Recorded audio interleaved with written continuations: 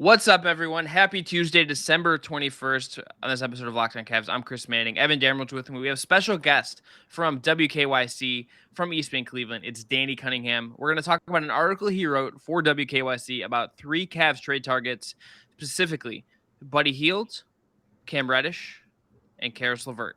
We're going to dive into deep on them and get into all of that. By the way, we want to thank you for making Locked on Cavs your first listen every day. Remember, we are free and available on all platforms. That includes YouTube, where we'd really just like you to subscribe and help us get to 1,000 by Christmas.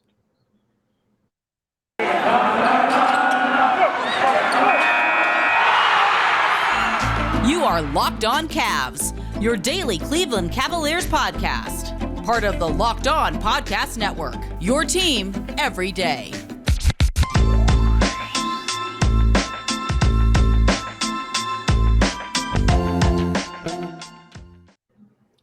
Today's episode is also brought to you by TrueBill. TrueBill is the new app that helps save you money by helping you identify and stop paying for the subscriptions you don't want or need, and even negotiate better deals on those you want to keep. A bit of housekeeping news. We're recording this on Sunday. So if there is something that has changed, if a trade by chance has happened, if there's another COVID situation, there'll be a little topper on the top of this, and then we go into the episode. So we don't know that now. We can't see in the future, unfortunately. But Danny, happy Tuesday. Thank you. How are you? Very, very beautiful Tuesday here in Cleveland. Yeah, snowy. It's Christmas week. It's good times. What's up, buddy? Oh, not much. Just living the dream, Chris. That's good to hear. Evan, as we get into this, how are you? I'm good. Danny, what was the name of the little fella that was by you while Chris was getting through that cold open there? Oh, that'd be Joey. Okay. See, Chris, you need to get a cat. So, because my cat, you can see his bulbous body like right there. Just get in on it, so all three of us can have one at the same time. Not a cat guy. If a pet happened, it's going to be a dog situation. See, Finnegan, I told you he was just patronizing you whenever he calls you a king. No, I think Finnegan's a king. I am just I am just not a cat. I personally am just not a cat person. Finnegan, though, is a king. Evan, you don't know this yet because you haven't gotten it yet, but the Christmas card coming your way, it's addressed to you and Finnegan. And that was Leanne's choice. Leanne was like, I want to include Finnegan. What's his cat's name? I had to look it up on Instagram. You and everybody else are addressing it to me and Finnegan, and I sign everything from Finnegan. So, well, okay. Well, that's not an issue for this spot. Danny, let's get into some trade options. I want to just start big picture with a thing because the guy we're going to talk about first, Buddy Hield, is frankly the one on the list that I kind of have the least interest in because he's just financially, like, it's just very complicated. And my general thought with the Cavs on trades is just kind of this. It's very hard to find trades that make sense financially because of salary matching, because of I don't think this team should go in the luxury tax like they could because the Gilberts are very rich, but like it doesn't make sense competitively to like start doing that now. Hield would like clearly fit to me, right? Like shooting, lots of shooting at volume. Yeah. I think of the three, he's a little bit of the one where I get a little concerned. I also like don't think I would like some people have wondered, okay, like, you know, have kind of looked at Tristan as like he'd be a good 4th, 5th big on this Cavs team. Like just considering what Tristan's making, I think even a deal to include Tristan as like a two coming back kind of thing would be another thing that's complicated. And Hield's making like a big chunk of change. So this is the one where like I love if you could get in a world where you didn't have to salary match, you could just like pay a fee and bring him over or like dump a small salary and do the Kings a solid in that way. Like you didn't have to do this salary matching business. He would make more sense. But the realities of the Cavs cap sheet and stuff, it's a little tricky to me to envision how you kind of pragmatically get this done. Yeah, it's certainly a tricky one to work out financially. And when I wrote this, I was more so doing it based on the fit of these guys as opposed to and the availability, where I think all three guys that I mentioned and Buddy Hield's at the top of the list because he's probably the most available of the three guys. We thought I think everyone in the world thought he was going to be a Laker based on how last year went. Like we thought he was traded. Yeah. Yes, exactly. I did it more so on availability and fit as opposed to the actual cap mechanics. So it would be a complicated thing. And really, before we dive into Hield, the Tristan Thompson stuff, I don't see him coming back as part of a trade. It's hard for me to figure how that one will work. Now, if he gets bought out later in the season, I could see that potentially. You know, the whole coming home story, that could be a fun aside as he wraps up his career as a backup big man on a fun Cavs team and gets to be where he had his best days. But as far as Hield goes, I think adding the shooting, and yeah, of course, you'd like him to be a little bit bigger and be a little bit more comfortable on the wing as a defender. But he's having a down year for Sacramento shooting. But I think that a change of scenery would put him right back up to his career norms, where he's a 40% shooter from deep, which is something the Cavs could absolutely use on the floor with Darius Garland at times. And even on the floor with that big lineup too. It just adds more spacing. And furthermore, Cedi Osman's been awesome as of late, but I have my questions how long this is going to keep up. I know he's more comfortable in his role this season, and there's been more communication between the coaching staff and him, and he kind of knows what is expected of him on a regular basis, and that's something he has credited to being better this season. But and maybe I'm wrong for this, but I just don't know if I can expect that to keep up forever. If I can expect him to be as good as he's been the rest of this season. Yeah, I think that's a fair point. I think if you ask Chris and I absolutely agree with both of your guys' points, especially what Chris said. If money wasn't an option, I would welcome Buddy Buckets to Cleveland with open arms. But it's not just because in theory, he makes perfect sense for what the Cavs need right now. He provides shot creation, provides 3-point shooting, which is something huge that they really need. In theory, he fits next to Garland really well right now, even though the Cavs are kind of making it weirdly work. I mean, they made it work Saturday night, because this is Tuesday, with Lamar Stevens starting at the 2 for a little bit, then Ricky Rubio taking his place as well. But it's a real concerning need for this Cavs team, because there are going to be nights when Darius Garland gets clamps thrown on him, because Drew Holiday did not play for Milwaukee on Saturday night. But if he did, he'd be focusing his entire defensive efforts on Darius, and Darius would not have had the night he had. And defensively, we saw the first time he's played, he has to then defend him on the other end of the floor, and that just became a problem. Yep. So it's a two-ended issue right there with Darius. So if Darius is slowed down, who are you going to turn to get you instant offense or easy buckets like that? And yeah, Buddy makes a lot of sense in that regard, but it's not just this year with the money that's tricky. It's the 2 years after that. So I was doing some quick math. Buddy would be making about 39.1 million over the next 2 seasons after this year. Would you guys be comfortable with paying him that, especially considering, Colin Sexton's still on the roster, or would you punt on Sexton and completely focus your financial attention on Buddy and then eventually what you pay Darius as well? Danny, you take this first. So I'm comfortable paying Buddy that kind of money, just because I don't think his skill set's ever going to be one that's going to turn whatever contract he's on into a bad deal. As long as he can play at his career average level, he's got the most valuable skill right now for a guy his size in the NBA, and that's 3-point shooting. To where if you've got a guy that can shoot 40% from deep at a high volume, you're essentially, as an NBA team, that price is just going to continue to rise and rise and rise and rise. Like 5 years from now, the contract Buddy Hield is currently on is going to look like a steal, especially once, new TV deals are worked out and the cap jumps again, I'm sure, which it will. It's going to look more than okay. So this is the one kind of player that I'm incredibly comfortable paying. If you would have asked me, and maybe the answer has changed now because of how this season is gone, but I would have been more comfortable with Buddy Hield's contract staring at that this summer than signing Jarrett Allen to the extension he's gotten. Now, I realize Allen's been fantastic, but it's just the positional, how long guys last at certain positions. I have much more fear of paying a center $100 million than I do paying Buddy Hield his contract. And that's doesn't ring true now, because obviously Jarrett Allen's been awesome and he's still young and he's still growing and getting better. But I just think because shooting is such a valuable skill that it's worth what Buddy Hield's making. Here's just one option for how this could work, just because of the money that has to go out. And I'm going to ask you guys if you would at least consider this. I don't want to say yes or no you would necessarily do this, because there's a lot to think about here. But one salary combination that works for the Cavs to trade for Buddy Hield would be Markkanen plus Osman, and you could do that for Hield. Kings are probably asking for some kind of other compensation. Maybe the Cavs bring back one of the other wings on the Kings roster, maybe Mo Harkless. I don't know if he'd work, but you could bring back someone else under that 4.2 million number that they have with the JaVale McGee trade exception that hasn't been used yet. It's there's some things you could do in theory to perhaps go that way. But would you guys consider Osman plus Markkanen maybe like a second round pick for Buddy. Would that be something you would entertain seriously? I would at least think about it. Like, it's not a get the phone call and then immediately hang up. It's not that kind of thing for me. Like, I'm going to listen to that offer. I don't know that I'm accepting it. And Lauri Markkanen has certainly been better than I expected. This might be an unpopular opinion right now because of how good he's played, but I'm very open to trading Cedi Osman. There's 3 untouchable guys on this team, and their names are Evan Mobley, Jared Allen, and Darius Garland. Sure, exactly. Yeah, I agree with Danny on that. If this was the beginning of the season, I'd say yes pretty quickly because I was pretty down on Cedi, and I also was not a huge fan of the Markkanen acquisition at the time.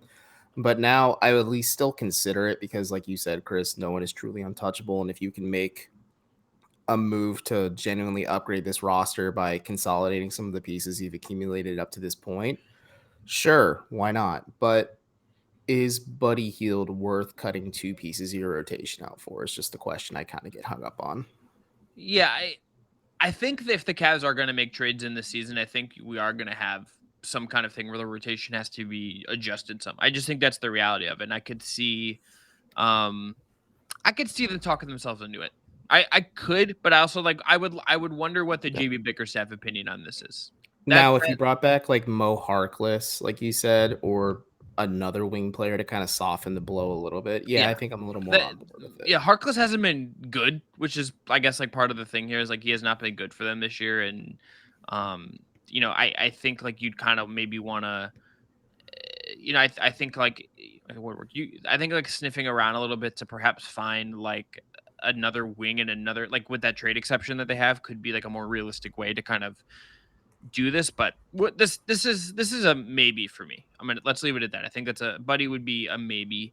All right, after the break, we're gonna get into Cam Reddish, who we've talked about a little bit on the show, but I think we're gonna let Danny cook a little bit here. But Evan, you got to tell everyone first about our friends at TrueBill. I do. Guys, did you know that free trials renew without your consent? It's a business scam out to get you. Do not, and I mean do not, let greedy corporations pocket your money. Download TrueBill to take control of your subscriptions today. TrueBill is a new app that helps you identify and stop paying for subscriptions that you don't need, want, or simply just forgot about. On average, people save up to $720 per year with TrueBill. Because companies make subscriptions hard to cancel, TrueBill makes it incredibly simple. Just link your accounts and TrueBill will cancel your unwanted subscriptions in one tap. And your TrueBill concierge is there when you need them to cancel unwanted subscriptions so you don't have to. TrueBill has saved over 2 million users and helped them save over $100 million combined. So if you want to get in on this and no longer fall for subscription scams, start canceling today at truebill.com/lockedonnba. Go right now, truebill.com/lockedonnba. It could save you literally thousands a year. truebill.com/lockedonnba. Also going to tell you about our friends at BetOnline who have you covered all season with more props, odds, and lines than ever before as football season continues the march to the playoffs. BetOnline remains the #1 spot for all the sports action this season. Head to the new updated desktop or mobile website to sign up today and receive your 50% welcome bonus on your first deposit. All you got to do is use the promo code LOCKEDON to receive that bonus. From basketball to football to NHL to boxing and UFC, rate your favorite Vegas casino games. Don't wait to take advantage of all the amazing offers available for the 2021 season.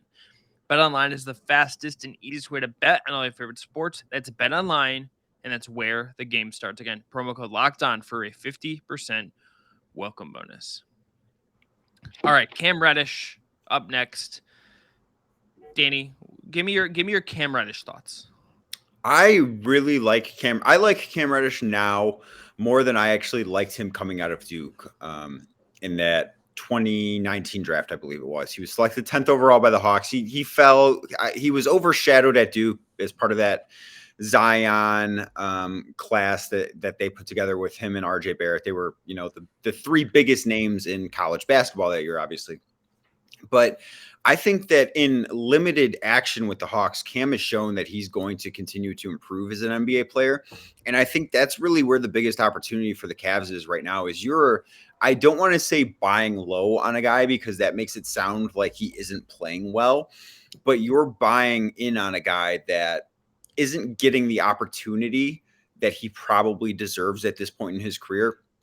I mean, he's in his third year. I believe he's got career highs in shooting numbers as far as percentages go, and he's playing only 22 minutes a game. And this is essentially because, if you're the Hawks, you can't be upset at this because they've drafted really well. Drafting Trae Young, DeAndre Hunter certainly looks like a hit.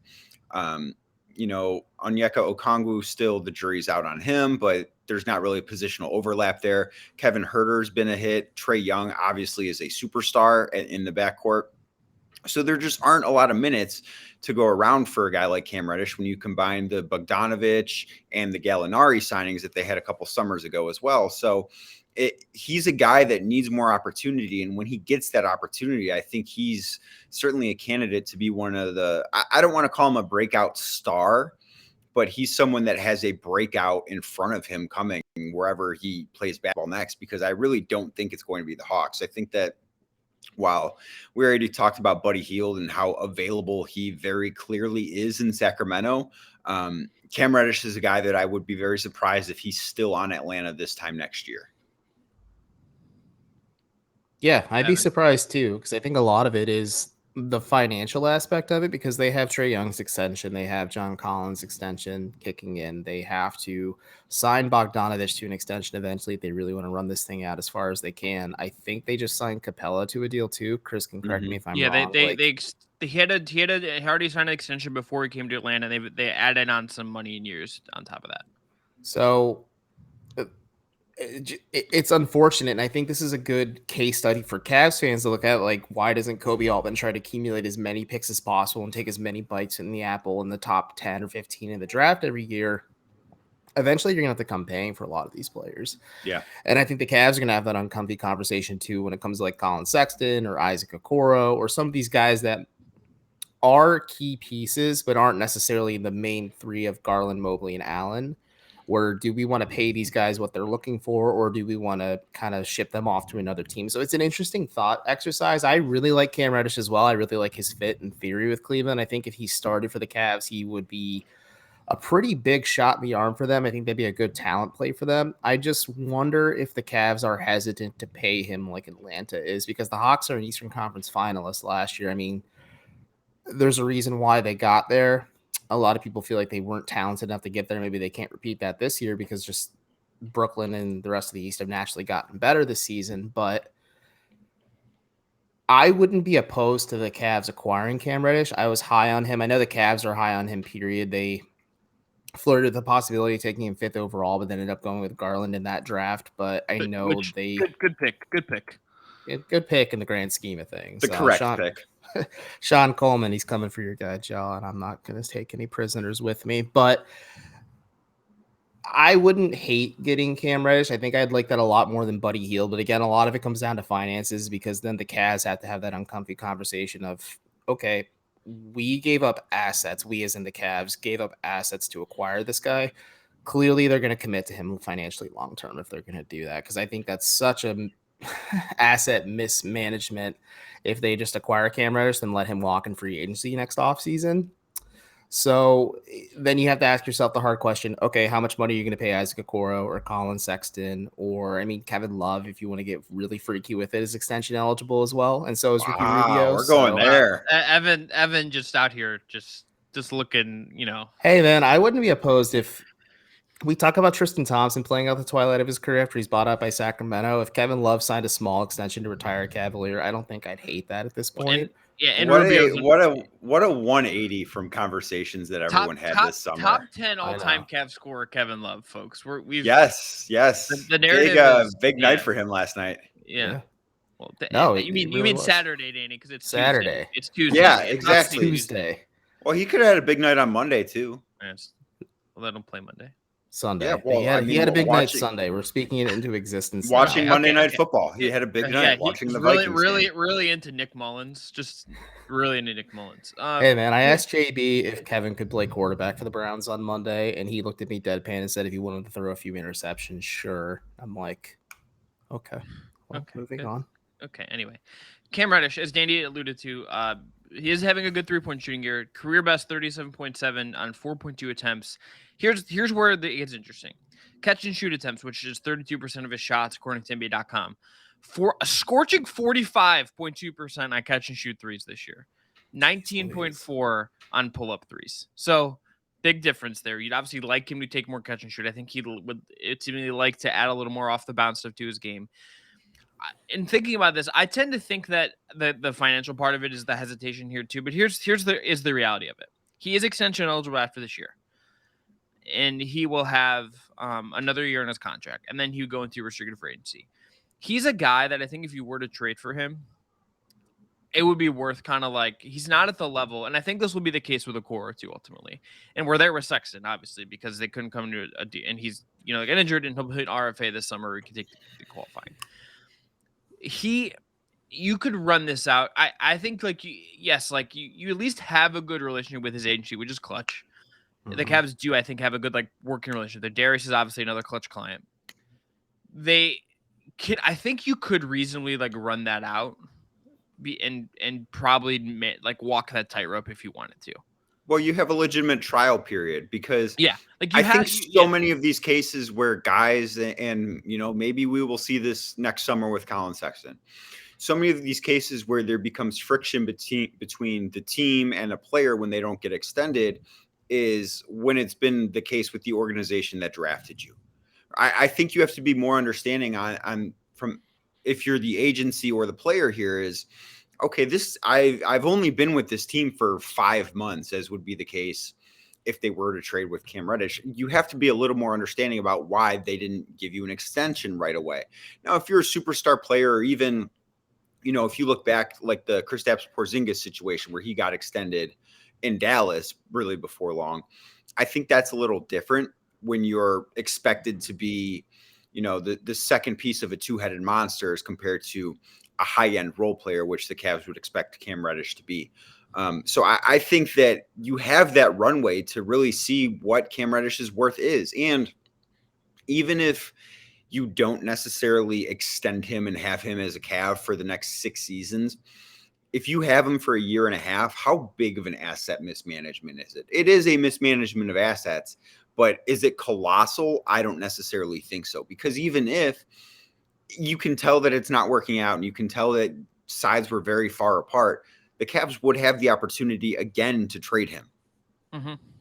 That's fair. Well, and two, I think it depends on what you would give up. So if the tricky part about this is obviously his money is a little bit too big to get into the trade exception or the Miggy exception, which would make this really easy. So honestly, the easiest way to do it in terms of what Atlanta would want back in their salary situation too was try to stack up some of these really small non-guaranteed deals and send them out. And just starting the 21st, you could trade. You have to get up to 4.5 million with these, so it's not exactly easy. But you could try to go that way and do this, or get involved in a 3-team. It's just even though it's not a lot of money, it's just the Cavs are very tight on the cap, where this is trickier than you might think. But if you could stack up some of the moves, or I was talking to Brad Rowland from Locked On Hawks about this in theory, and he said Atlanta, if they're going to trade him, because DeAndre Hunter is injured this year, and this is kind of a team that has a window to some degree right now, you would think they would want to get something back in return. So would this be do you flip, Atlanta did have interest in Jetty when the Kyle Korver trades were going on, they had interest in him as a prospect. I don't know if the league as a whole is as into Jetty Osman right now as they might have been a couple of years ago. But could you do some stuff there to kind of, make that kind of your centerpiece, Osman and Windler for Reddish and whatever. But that doesn't exactly work. The Hawks have to cut some money too. I don't even know how all this would exactly work. This is one of those things where it's a lot of trial and error in the trade machine, but it's interesting. And I do think the Cavs, as evident, I think have genuine interest in Reddish, but the price would be sort of interesting. Okay, after the break, we're gonna get to Caris LeVert and any other kind of miscellaneous maybe names we can throw out there. There's one that Danny didn't put on his list, so I'm gonna throw at him and we'll see what he says. But first, gotta tell everyone about our friends at Boost Mobile. Boost Mobile is A, awesome, and B, they want to remind you that you listen to podcasts for saving. You listen to podcasts for the power of knowledge. If you listen to Locked On Cavs, you want to know all about the Cleveland Cavaliers. So you switch to Boost Mobile for the power of saving money, because with Boost, you get the power of a free 5G phone so you can listen to all the latest episodes. You get the power of 3 unlimited data lines for $30 a month per line, so your family can harness all of that brain power too. With all that money you'll save, you gain all the knowledge you'll gain How powerful are you going to become? You're going to become infinitely powerful. Switch to Boost Mobile and find out. Get a free Samsung Galaxy A32 5G when you switch to one of America's largest 5G networks. More power to save. That's Boost Mobile. Disclaimer. Free phone limited to new customers, one per line. Additional restrictions apply. Offers/coverage not available everywhere for all phones/networks. See boostmobile.com for details. Okay. Caris LeVert, Danny.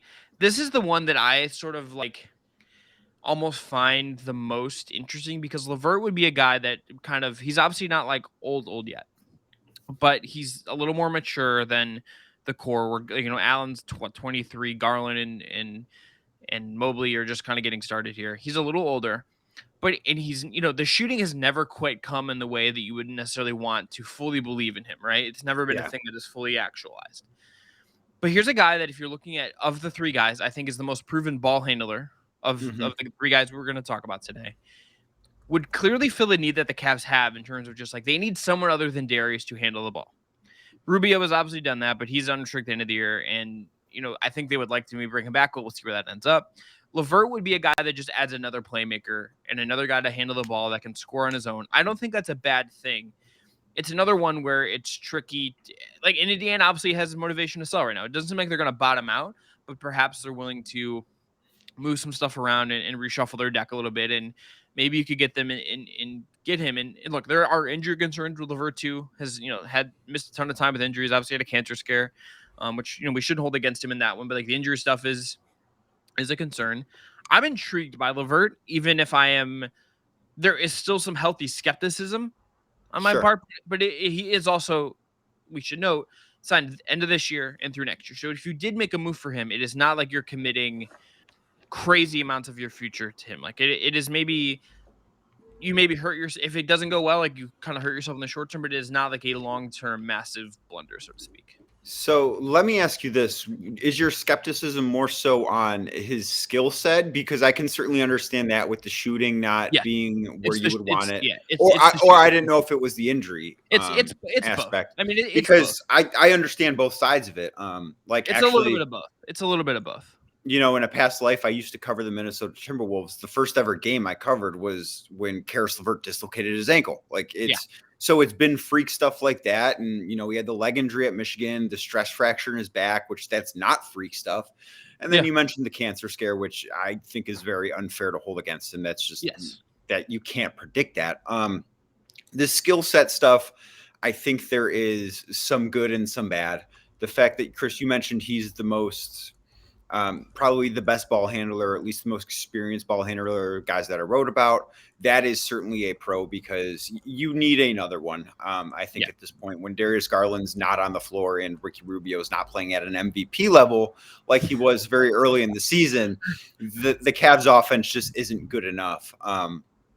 I think so. The way I look at this from a Cavs point of view is this Cavs defense is a very real thing. They're, one of the best defenses in the league with good reason. And the Cavs offense, I think their ability to stay around league average, maybe bump a little bit above league average, depends on Darius Garland basically playing at an all-star or even slightly above an all-star level. And the addition of LeVert, I think, would kind of increase that buffer a little bit to where maybe Garland doesn't have to be as great on a night-to-night basis. And Chris, you mentioned the Drew Holiday guarding Darius Garland a few weeks back when the Cavs played the Bucks for the first time, obviously on Saturday night. Holiday didn't play, so it was really no issue for Garland. But it's in those types of matchups where, okay, maybe that's the case. This is where Caris LeVert can kind of thrive. The Cavs are missing that guy, and I think LeVert could be that guy. Certainly, while he doesn't provide the outside shooting that a Buddy Hield or a Cam Reddish would, he provides a different skill set that the Cavs do need as well. Maybe just not as sexy of a skill set. Yeah, it's tough for me. I personally would like the Caris LeVert acquisition, but a lot of it, because like you said, he does check a lot of boxes of what the Cavs kind of need, because Olympic Ricky Rubio isn't the thing. We're seeing him kind of fall back to the norm, come back down to earth, play like the player he was last year from Minnesota, which is kind of what I expected. I think he's been a pleasant surprise either way this year, but if he's not playing at that, like you said, MVP caliber level, and if Darius Garland's having an off night, the Cavs really don't have a lot. Like, they have to lean on Jetty Osman or hope maybe Evan Mobley can somehow just pull out another trick that none of us saw coming at this point. But the Cavs will kind of fall apart if they don't really have, like, that's where they miss Colin Sexton the most in this regard, because he relieves some of the offensive pressure or the defensive pressure that Darius Garland can face on a night-to-night basis. And if the Cavs are serious about this season, if they really want to make a push to go all in on this year and say, you know what, fuck it, we're going to go for the playoffs, we're really going to gun for it, we're going to avoid the play-in altogether, we're going to try and get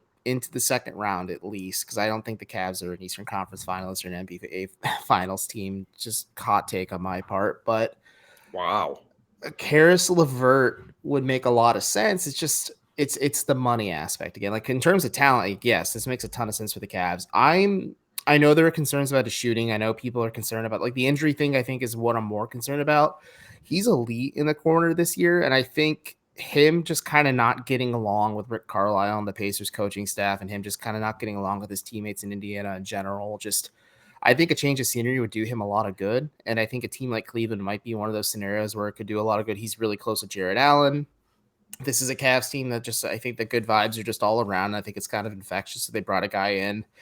Hopefully you get a guy who buys into this, what they're kind of building to. And I think Caris LeVert would be that, especially because he has that mutual connection with Allen as well. It's just tough, though, money-wise, to make it work, because I don't know. Like, I guess, like, Lauri Markkanen would be the baseline of what you give up, and I don't know if that's enough to intrigue Indiana. Like, I floated this hypothetical to Chris. Like, if the Cavs really wanted to get freaky with it, they could go get Jaylen Brown in this scenario. But, like, I don't know if the Pacers necessarily just want Lauri Markkanen and, like, a protected first-round pick or one of the 2 second-rounders the Cavs have this year, just to kind of as the baseline of the trade. LeVert, you could do it's like Sexton and Osman for him. You could do Rubio for him. You could do market. Like, you have ways to get there. Like, if Love, like, if in a different world, like, Love could be like LeVert and like TJ Warren coming back, but like TJ Warren hasn't played this year. Like, Kevin Love's kind of been good for you. Like, there's some things. The thing with been good. I'm okay, Kevin. Okay, Cavs PR, calm down. 35.9% on catch and shoot this year for LeVert, 26.2% on pull-ups. He's a guy that I wonder if you bring him in, if his shot diet like changes to some degree. Like, because Brooklyn handled the ball a decent amount off of those 2 point guards. Indiana is what it is, but it's like he's taking a lot of pull-ups. He's never gonna like maybe like be an off-ball guy in the way that like Hield is clearly like the off-ball guy of this group, right? Hield would be the guy that you could like run off screens and do some of that stuff. LeVert would be a little bit different.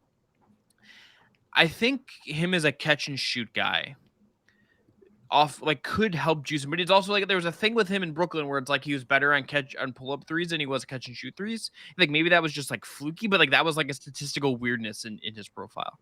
I would be fascinated to see like if one of the things I think is just most interesting about all of these is that like theoretically Sexton could be like a chip for you to use. But he's on an injury, going to be coming off injury and do a contract extension. And that like muddles some of this. You know what I mean? Like, that just muddles this in a way that is complicated. It's just like finding trades for them is like harder than like I think people would like. This is Evan and I have said this before. It is not 2K where you can just like tap a guy and be like, find me trades for player X, and they're like, it is not going to manifest itself in that way. I think it is also just worth wondering, like, okay, are the Cavs hell-bent on all in on this season? Or could they be in a world where, like, they're going to still be a little bit patient and, like, maybe, like, the offseason when Sexton could be signed and traded and they're not hard-capped anymore with the because the market was a sign and trade acquisition, so they're hard-capped right now. So there are, like, some, like, weird little financial things they have to consider. The offseason, that loosens up a little bit. Like, maybe you see where you kind of stand after a full season. Maybe then you go aggressively. I just wonder how aggressive they might be, because I don't think we know. And I think they're very close to the chest on a lot of this stuff in a way that makes it hard for me to actually gauge, you know? And again, like they're ahead of, I think if you ask them to, they're ahead of schedule. And is it prudent to go all in on a season where you're ahead of schedule and things are still like, there's a lot of like complicatedness with this that I think is interesting. Danny, I'm going to give you one name that you didn't write about that I've So, kind of wondered. Yeah, hit me. I think it's worth noting that with all of these guys, it's not necessarily going all in for this season. No, that's correct. That's fair. Because these are guys that you could certainly see. And I know Caris LeVert, it's a little bit complicated because he's 27 right now. So he's certainly closer to or in his prime, certainly closer to the end of his prime than the rest of your roster. But it's not as if, oh, it didn't work out this year, it was a failure. And I think and I'm not saying you were saying that, but I think that's something that does need to be mentioned. That's also NBA rosters tend to work. Is like you have your couple of young core guys, then you have a bunch of guys who are like a little bit older. That's how this will shake out to some degree. Like it is very rare that you have a team that all sort of ages up together. Because again, like as we've said a bunch in the show, like the money just becomes a exactly. It becomes a problem. The name that we didn't talk about that I just want to ask your take on, Terrence Ross. So Terrence Ross, I left on the cutting room floor. Actually, I think that he's almost more of a bargain bin version of these guys, if that makes sense. To where I think that the acquisition cost would be cheaper for him. I've not looked at his contract at this point. With he's signed through next year, and that's where I wondered if there's like a Jetty Terrence Ross, like would Ross be like just an upgrade on the Osman minutes? I do think it would be an upgrade. I think obviously a veteran presence that he would provide is, he's got 10 years in the NBA or 9 years in the NBA right now. Someone that's going to be turning 31 in a couple months. I think it would be an interesting fit. I don't oppose it. I do think of the guys that I mentioned, he would have the lowest acquisition cost, which certainly is a good thing for the Cavs. If you're not hell-bent on going all in this year, next year, I think it's certainly something worth looking at given the correct cost. So I'm not opposed to it. He doesn't necessarily bring that shooting aspect that some of the other guys on the list do. And I think he's similar to Caris LeVert in some senses. But I'm not crazy about it, but I don't hate it. If that's a long way of saying it's okay. Evan, any final thoughts as we get out of here? I don't hate the Terrence Ross acquisition either. I just think the problem is the Cavs might be competing with a lot of contending teams trying to get him as well, because he is not really playing for Orlando this year. And I think he makes a lot of sense on a lot of teams that are gunning for the playoffs or trying to win a championship. So that just might be the only issue for Cleveland if they go after Ross. Yeah. Also, it's still wild to think that the Lakers could add Buddy Buckets, and I think they would have been so much better off with him instead of Russ. The Lakers need a lot of things the butterfly effect of like them having Caruso and Buckets and so many players, just like Ty Windish is like really opened my eyes to this, that, and the Pelicans fumbling the Lonzo Ball trade. It makes me sad sometimes to think about. Like, there's a world with like they could have LeBron, DeMar DeRozan, Anthony Davis, Buddy Hield, and Alex Caruso as their starting five this year. I don't know if they still would have had Caruso because financially it might have been tough for them if they really didn't want to go that deep into the luxury tax for him. But I don't understand picking Russ over Buddy. Like I get that it's a big name and, a whole lot of triple doubles and maybe the aspect of, he can carry the load in the regular season so LeBron doesn't have to play as hard. Sure. But Buddy Hield would have made that team I think personally, a much bigger threat to win a title. Yep. Yeah. I got a big kick this week out of, there's like the Jake Fisher, who's very, very good and perhaps my favorite NBA like newsbreaker to read right now because he kind of cuts through a lot of noise, let's say. He basically was like, wrote that he called the Cavs and was like, you have interest in Russ, and they were like, no. I'm like, yeah, no shit. Like they wouldn't do like Love and like another piece for Russ just to give like, I'm like, this no, like no, we're not. It's got a kick out of this because who's trading for Russ? Like icon, but who's trading for Russ? Anyway, the Cavs certainly are not the trading for Russ. The Cavs are not trading for Russ, but they could trade for one of Buddy Hield, Cam Reddish, or Caris LeVert. Danny, if you had to rank them, what would your order be? I would probably go Cam 1, Buddy Hield 2, Caris LeVert 3.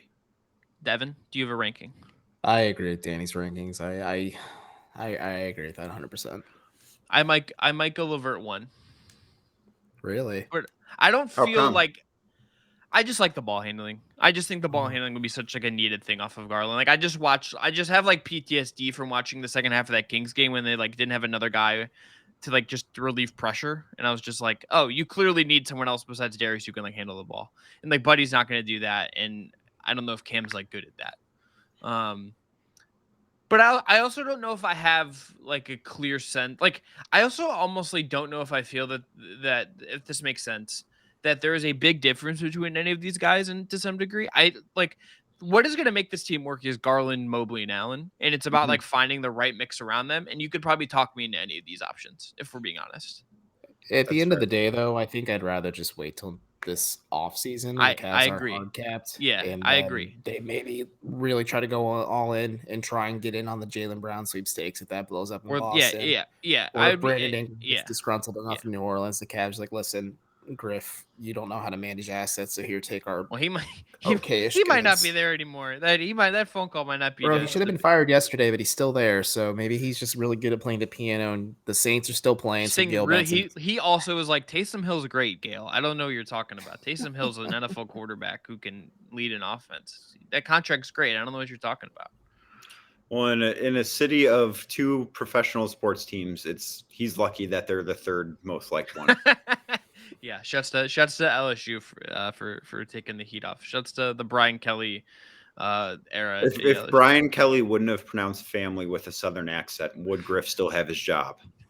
It's a big sliding doors moment, honestly. The 30 for It 30. truly is. 30 shots to Brian Kelly for just hamming it. Unbelievable stuff. Anyway, Danny Cunningham, check him out at ESPN Cleveland. Check him out at WKYC. You might be watching this video on WKYC. Hopefully you are. But until next time, we'll be back ahead of tomorrow's Cavs Celtics game for that. And that whatever that's going to entail, considering where we are in the world right now. But until next time, I'm Chris. That's Evan. That was Danny. Have a good one. Please hit subscribe on YouTube if you haven't already.